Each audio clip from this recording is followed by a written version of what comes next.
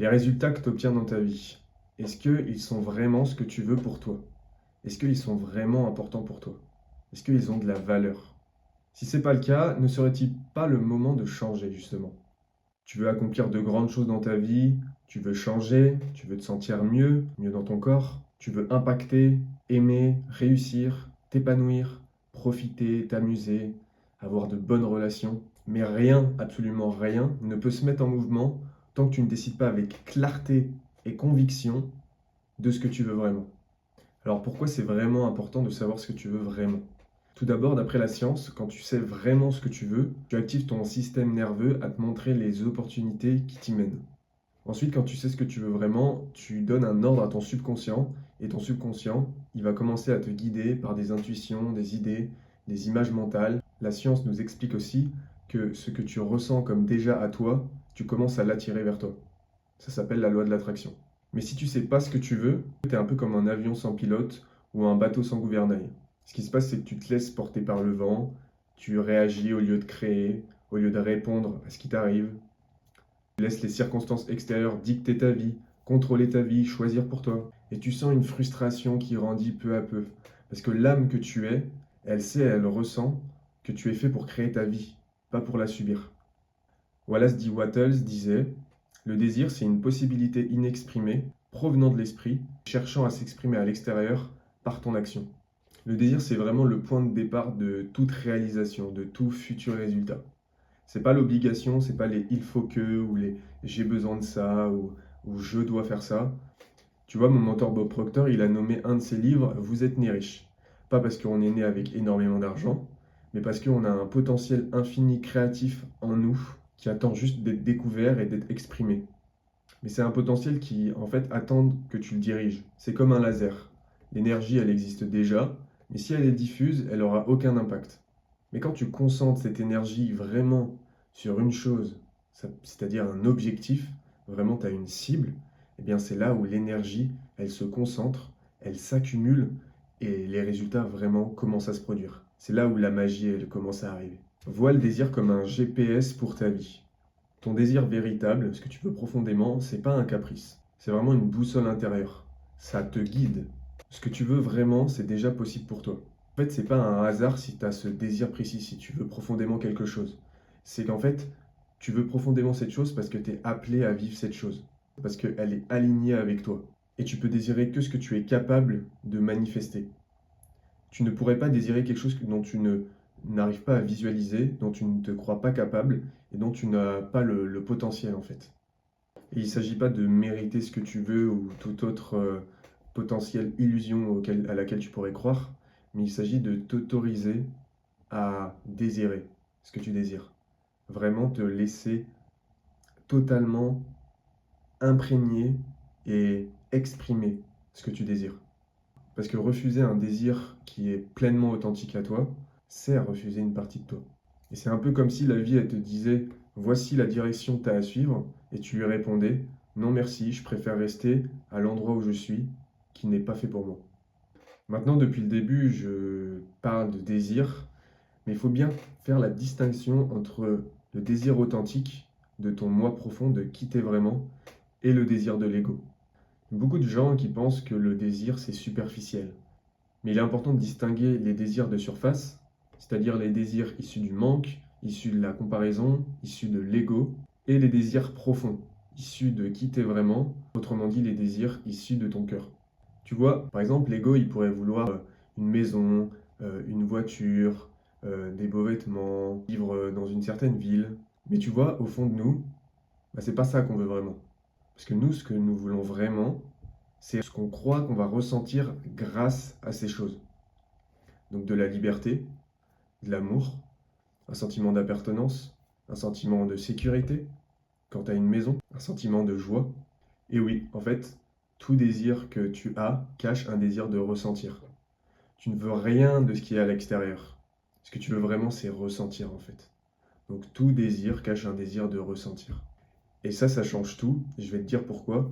C'est parce que, en fait, vu que tu veux ressentir quelque chose, eh bien, ton imagination, elle peut te permettre de ressentir cette chose là, maintenant, tout de suite. C'est vraiment ce pourquoi est fait l'imagination. L'imagination, elle est faite pour créer des images mentales, des représentations mentales, et elle te permet de vivre ce que tu veux déjà vivre.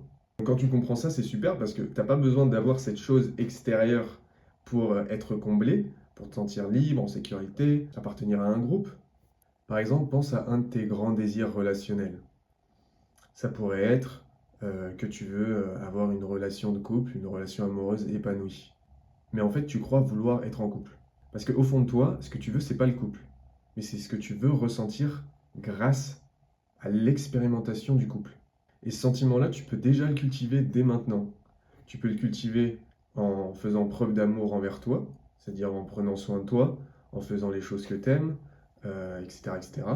Tu peux aussi cultiver cet amour, ce sentiment de reconnaissance, d'être vraiment considéré, d'être intéressé. Tout ça, tu peux le cultiver pour toi-même et aussi au- en l'exprimant aux gens autour de toi. Tu t'intéresses aux gens, tu exprimes ton amour pour les gens, tu les aides, tu les élèves, tu transmets des informations, etc., etc. Donc tu vois, tout ce que tu veux cache un désir de ressentir, et ce que tu veux ressentir, tu peux déjà te le donner à toi-même et le donner aux autres. Et tout naturellement, quand tu fais ça, quand tu vibres ça, quand tu ressens l'amour, eh bien, t'attires plus naturellement le couple, parce que le couple, on le verra plus tard, je t'expliquerai un petit peu plus tard, dans la vie, il y a une infinité de possibilités, et ces possibilités, elles sont sur une certaine fréquence de vibration. Tout est vibration, tout vibre, et tout appartient à une fréquence de vibration. Et quand tu es sur la fréquence de vibration de l'amour, quand tu vibres l'amour, tu te sens bien, quand tu donnes de l'amour, tu attires tout ce qui est en résonance avec ce sentiment d'amour.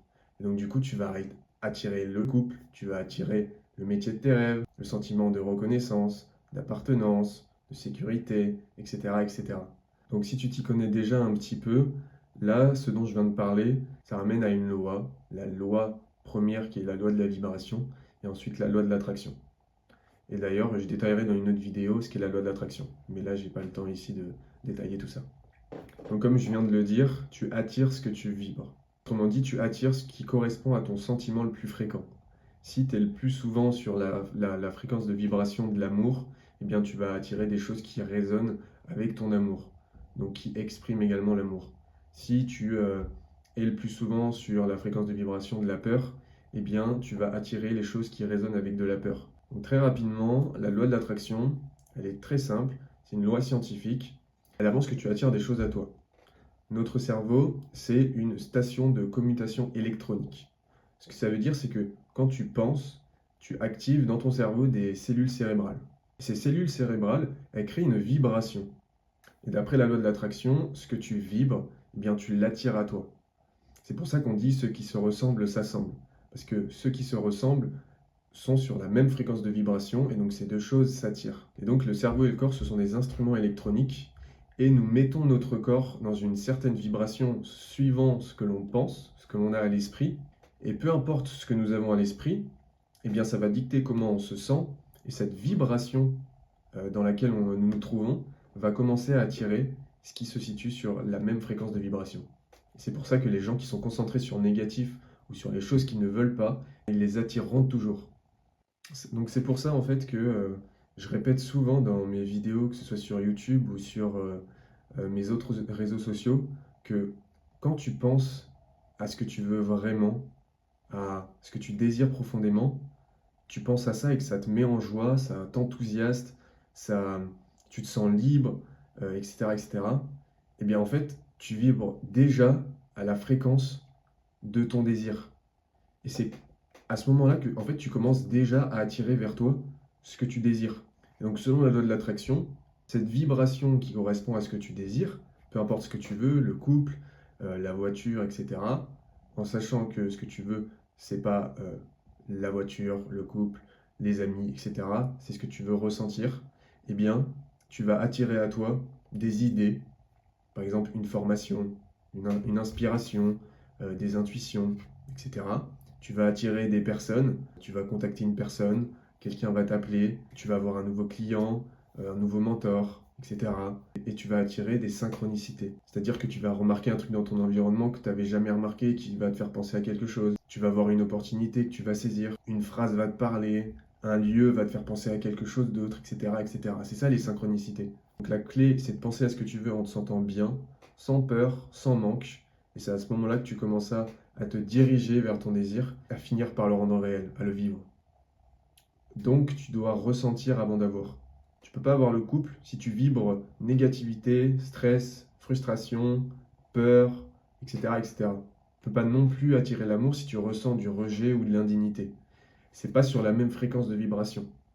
La peur, c'est ici, l'indignité, le rejet, etc., le manque.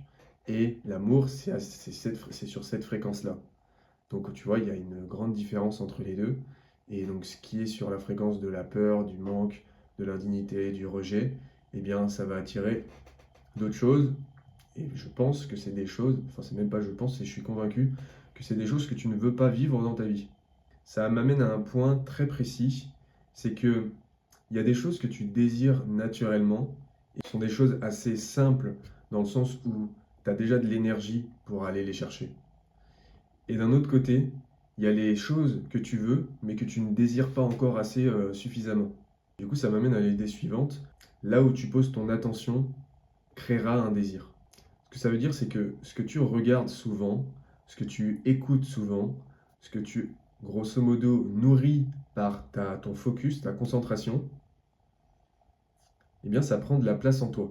Tu es en train de t'approprier ces choses, de t'habituer à ces choses. L'attention, c'est comme un projecteur. Ça donne de l'énergie à ce qu'elle éclaire. Il y a donc un processus naturel qui part de l'attention. L'attention, c'est par exemple, tu remarques quelque chose. Ensuite, tu t'intéresses à cette chose, tu y attardes, tu t'interroges, tu penses à cette chose. Ensuite, cette chose, elle commence à t'attirer. C'est là que le désir arrive. Tu penses souvent à cette chose, tu t'en rapproches. Vraiment, tu te diriges vers elle. Cette chose se dirige aussi vers toi. Enfin, tu finis par l'attirer, c'est-à-dire par l'expérimenter, par le vivre. Et ça, c'est la création, l'expérimentation, la vie. Donc c'est important de retenir que c'est pas toujours le désir qui précède l'attention, mais souvent c'est l'attention répétée sur une chose qui crée le désir. Et donc quand tu désires quelque chose, eh bien souviens-toi de la phrase de Wallace D. Wattles, tout désir provenant de l'esprit cherche à s'exprimer par ton action à l'extérieur de toi. Donc tu vas finir par créer cette chose. Et donc tu peux façonner tes désirs futurs en sélectionnant les choses auxquelles tu donnes ton attention. Donc toi par exemple, actuellement, à quoi est-ce que tu donnes ton attention? Est-ce que tu donnes ton attention aux choses que tu veux ou aux choses que tu ne veux pas? Est-ce que tu donnes ton attention à un futur que tu veux vivre ou à un futur que tu ne veux pas vivre, qui te repousse, que tu rejettes? Pense-y. Par exemple, une personne que je connais consultait souvent du contenu anxiogène sur les réseaux sociaux. Il scrollait beaucoup et il avait un comportement assez addictif, automatique vis-à-vis des réseaux sociaux. Et il observait souvent des personnes qu'il admirait, mais en se comparant négativement, en se disant qu'il n'était pas à la hauteur, que lui il pourrait jamais faire ça, que c'était des génies en fait, qu'ils étaient totalement différents de lui. Et donc, selon la loi de l'attention, ce à quoi tu donnes ton attention grandit, se transforme en désir, et tu finis par l'expérimenter, par le créer. Donc, cette personne, à force de poser son attention sur des contenus anxiogènes, des personnes qu'elle admire, et de penser au fait qu'elle est différente de ces personnes et qu'elle ne pourra jamais obtenir ce que ces personnes ont obtenu, eh bien en fait, elle a créé le désir de ne pas obtenir ce que ces personnes ont. Donc elle y pense souvent, elle en parle à ses proches, à ses amis, à ses collègues. Le truc c'est que je sais qu'au fond d'elle, c'est pas ce qu'elle veut vraiment. Parce que une âme, elle cherche plutôt à expérimenter des choses positives, des choses qui lui permettent de s'élever. Et cette expérience-là, en fait, à force d'en parler, etc., d'y penser, elle ignore qu'elle est en train d'attirer justement tout ce qui tourne autour de contenu anxiogène, pensées négatives, etc. Et quand j'ai vraiment creusé, je me suis rendu compte que c'est pas du tout ce qu'elle voulait. Du coup, je lui ai suggéré de se concentrer sur des choses qui l'inspirent, des choses qui lui font penser positivement, des choses qui lui rappellent que elle est une bonne personne, qu'elle a un potentiel de dingue et que vraiment elle peut vivre les choses qu'elle veut et que même que la comparaison, eh bien, c'est un poison et que les personnes, chacun vit à son rythme, chacun est dans son monde et chacun a une histoire différente. Et quand tu as une histoire différente, eh bien, ça ne t'amène pas, étant donné que ton histoire t'influence énormément, ça ne t'amène pas au même point que les autres. Donc on a tous des vies différentes. Il y a toujours à chaque fois des différences qui font qu'on ne peut pas se comparer aux autres. Donc ça m'amène à la fin de ce sujet sur le désir, sur le pourquoi tu as besoin de savoir ce que tu veux vraiment. J'espère que ce que je t'ai dit, ce que je t'ai transmis, ça a augmenté ta compréhension de pourquoi tu as besoin de savoir ce que tu veux vraiment. Parce que rappelle-toi, quand tu veux ce que tu veux vraiment, quand tu sais ce que tu veux vraiment, eh bien, tu commences à l'attirer à toi et tu vas finir par l'expérimenter en persévérant et en alimentant ce désir. Prends soin de toi et on se voit dans une prochaine vidéo.